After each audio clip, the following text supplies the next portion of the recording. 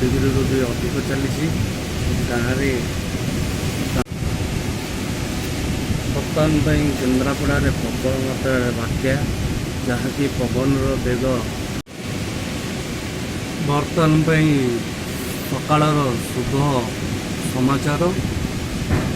केन्द्रापड़ा प्रबल मात्रा बात्या पवन बेग बर्तमान 50 दिगरू अधिक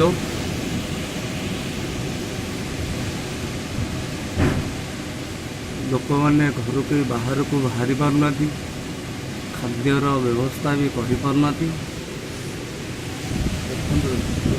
बात्या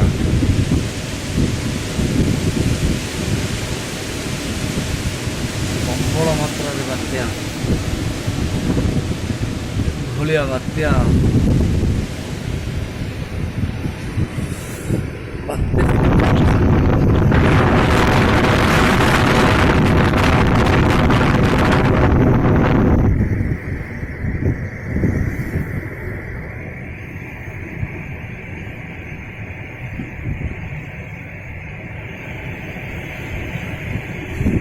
गाँ गंडा पूरा सुनसान